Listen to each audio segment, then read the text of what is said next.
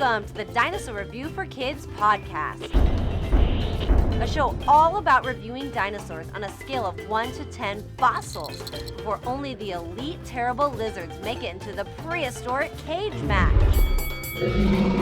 This program is presented by the Stomp Chomp Roar Company and can be heard within all the rock layers across the planet. Grab your dinosaurs and your official scorecard because it's now time to dig for dinosaurs. Here's your Mesozoic host, Dinosaur Ranger Anthony.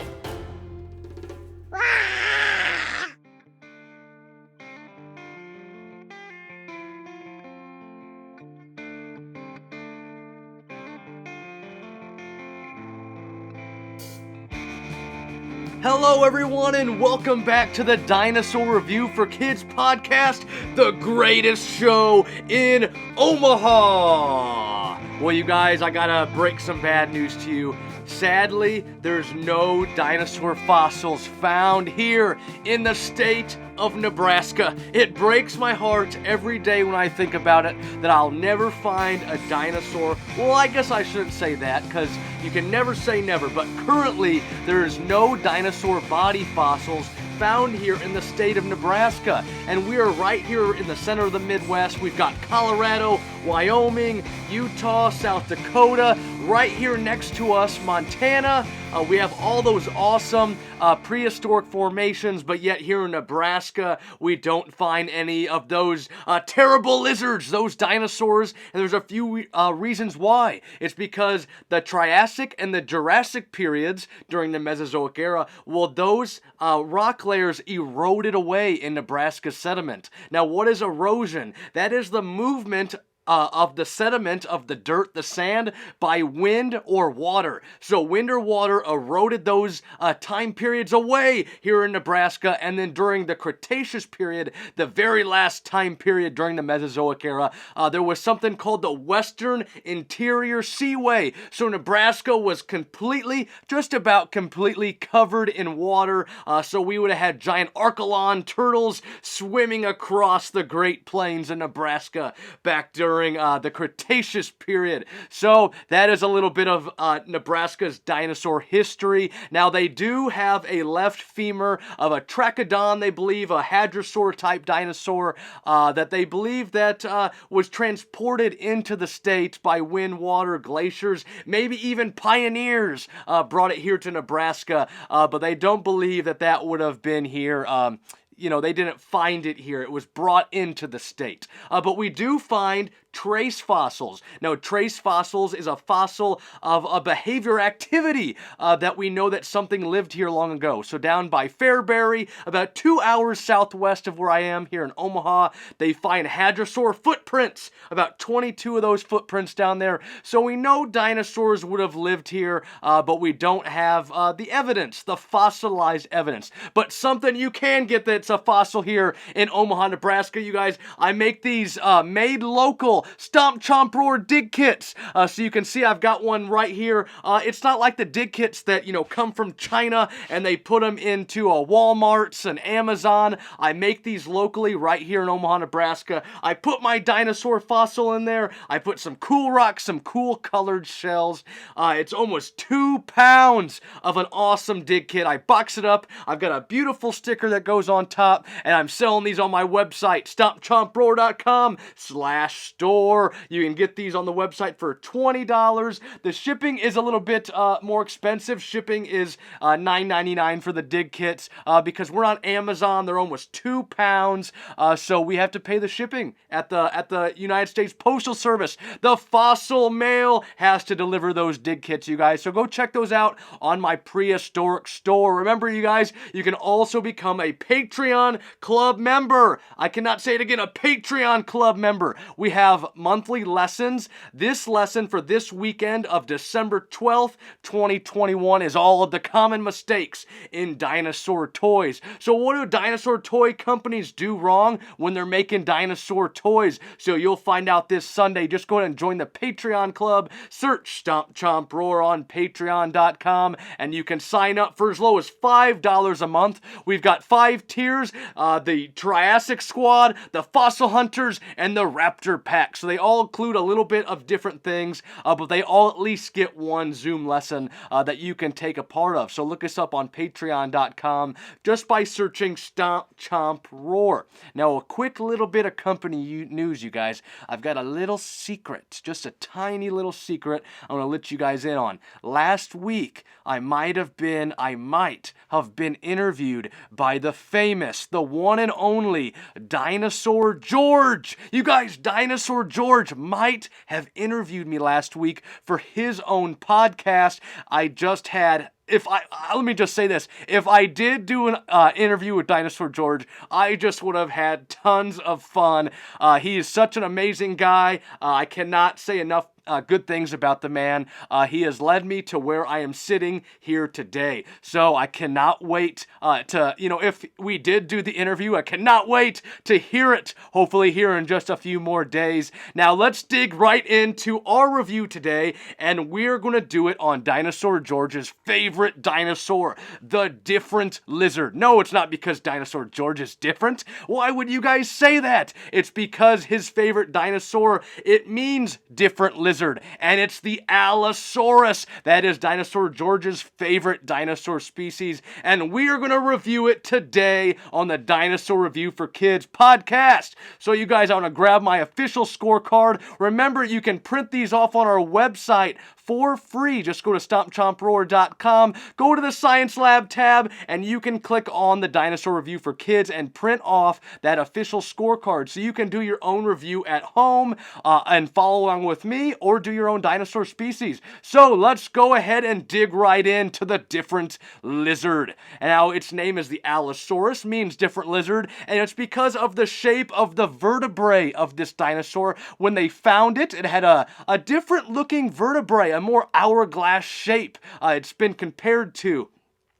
So they named it different lizard because of that. Now, the order of this dinosaur, this is a Saurischian dinosaur, which means it is lizard-hipped. Then it falls into the theropoda or theropods family. Those are bipedal, you guys, which means they walk on two legs, and they're carnivores. So they're eating all kinds of meat. And specifically back then, they would have been hunting maybe Stegosaurus or the Apatosaurus. Now, you guys, these guys fall into their own dinosaur family of the Allosaurids, and then we get our Allosaurus. So let's go into how big was this dinosaur, its length, its height, its weight. Well, I'm reading a little bit more about that. It's up to the average around 30 feet in length, but the biggest one, they have found that it got up to be about 39 feet in length, and that can just about rival the mighty Tyrannosaurus Rex, who gets up to about 40 feet in length. But on average, only about 30 feet in length. Now, its height, it's getting up to about, I'm seeing a lot of 16.5 feet in height, and it can weigh up to about 4,000 pounds or 2 tons. Now, during its day, the Allosaurus was the largest in North America during the Jurassic period. So it is the largest carnivore. It is the apex predator. It is the Allosaurus. Now, how fast was the Allosaurus? He's clocking in. He's bipedal, walking on those two legs, clocking in around about 21 miles per hour on his speed scale. Now, they get the speed by, they can measure the footprints and the distance and have a nice calculated ratio to be able to determine the speed of a dinosaur. Now, what weapons or defense did this dinosaur have, you guys? Well, it is a carnivore, so it's eating all kinds of meat, so it's got some offensive weapons. Let's talk about its 3-foot skull. It has a 3-foot skull with those two short brow horns just above its eyes. It has a little bit of ridgy bumps above the eyes as well, but it really has those distinctive characteristics of those brow horns that sit on top of its skull, around its eyebrows, above its eyes, sitting there right on top of its head. You know, did they really use them for anything? It was probably more a little bit of display, a little interspecies display within maybe a pack of Allosaurus, within maybe a family of Allosaurs.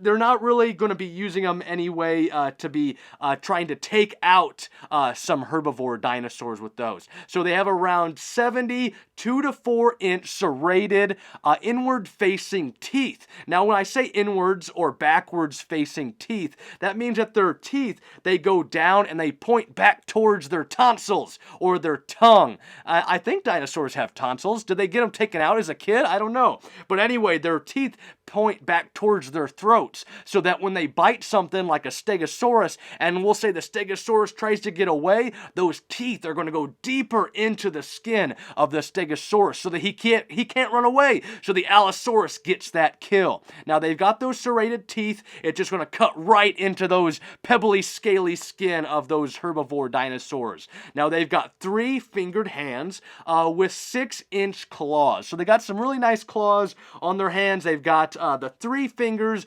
rather than the 2 on the T-Rex, and they would have used those probably a little bit, maybe some slash and dash on some of the herbivore dinosaurs that they were hunting back during the Jurassic period. Now, are they pack hunters? We see a little bit of evidence that maybe they could be going around in packs, possibly, and then we see some animals that they hunted. We have fossilized evidence of marks on Apatosaurus and Stegosaurus, where we see that the Allosaurus would have been hunting them. But they wouldn't have been able to take out a full-size adult, healthy Apatosaurus, so they would be going after the young or the weak, the injured, the unhealthy, the elderly, and same thing with the Stegosaurus. You know, if they were in a pack, maybe they could go get a healthy Stegosaurus, but you're really going to be hunting for the juveniles, the sick, and the elderly. Picking on all them people. Why can't they just go pick on an adult, healthy herbivore, you guys? Let that herbivore, put them in their place and crush them down into the dirty sand of the Mesozoic era. So when did this dinosaur live, and how long was this species living during the Mesozoic era? So our Allosaurus is about 155 to 150 million years ago, and it lived during the Jurassic period. So it wasn't around with the Tyrannosaurus Rex or any of those famous dinosaurs from the Cretaceous period. The Allosaurus was already long gone, but he would have been the biggest of his day in the environment that he was living in what is now North America. So he's living in the Jurassic period, found in North America, Portugal, Siberia, and Tanzania. So those are some of the countries I found our Allosaurus fossils have been found in. It was found back in 1877 by the famous paleontologist Othniel Marsh, one of the Bone Wars paleontologists. And back in 1991, actually, when my little brother was born, they found a huge Allosaurus that was 95% complete, intact. The fossils were that much intact, 95%. Just totally amazing. Its name is Big Al. Big Al was the name of that fossil specimen of the Allosaurus, you guys. So that is a little bit more about the Allosaurus, a little bit more in depth. We got the length up to around 30 feet in length, but could maybe get up to 39 feet in length to kind of rival that T-Rex, but he would have been shorter, about 16 feet high, 4,000 pounds, running about 21 miles per hour. Its skull is a lot smaller than some of those larger theropods, only about a 3-foot skull, has those 2 short brow horns, very distinctive on the skull of the Allosaurus, 70 serrated teeth, those 3 fingered hands with those 6-inch claws. Maybe it was a pack hunter, who knows, and it was living back during the Jurassic period. So let's go ahead and dig right in. What are we going to give for the fossil score of our Allosaurus? For Dinosaur George's mighty Allosaurus, the different lizard. It was tough. I'm starting to get, you guys, this is, I believe, number 10 or 11 of the dinosaur species. So when we're putting it along with those other dinosaur species, we got to really fit them in and see where they would fit in against these other dinosaurs. So I had our Suchomimus was an 8.5 on a previous episode, and even the Dilophosaurus, I believe I had an 8.2. So I'm thinking about putting them right in the middle of those guys, but closer to my Suchomimus. I'm sorry, George, I'm going to put the Allosaurus under Suchomimus. I just love those 12-inch claws on the Suchomimus, and they believe the size of the Suchomimus that they found, they believe it was only a juvenile as well. So I think the adult would have maybe even gotten larger than our Allosaurus. So I'm going to do 1 point under Suchomimus, you guys. Allosaurus, 8.4 for our Allosaurus on the official Dinosaur Review for Kids fossil scale. So there you have it, everybody. 8.4 for our Allosaurus today on the Dinosaur Review for Kids podcast. Still a good score. He's in the 8s, Dinosaur George. So don't be too upset. So thank you guys, everyone, for tuning in today as we did our review on the Allosaurus, the different lizard. Now remember to join our Stomp, Chomp, Roar Patreon club for as low as $5 a month. Become a member of one of our 3 tiers, the Triassic Squad, the Fossil Hunters, or the Mighty Raptor Pack. Now, quick joke for you guys. I want to tell you guys a quick joke. I really love this one, and Dinosaur George is down in Texas too, so I wanted to do this one a little bit about Texas and all them cowboys down there. So what do you call a dinosaur wearing cowboy boots and a cowboy hat? You guys, you call it a Tyrannosaurus Tex. That one's for you, Dinosaur George, down there in Texas. As always, you guys, my name is Dinosaur Ranger Anthony, and keep digging for dinosaur bones. We'll see you guys later.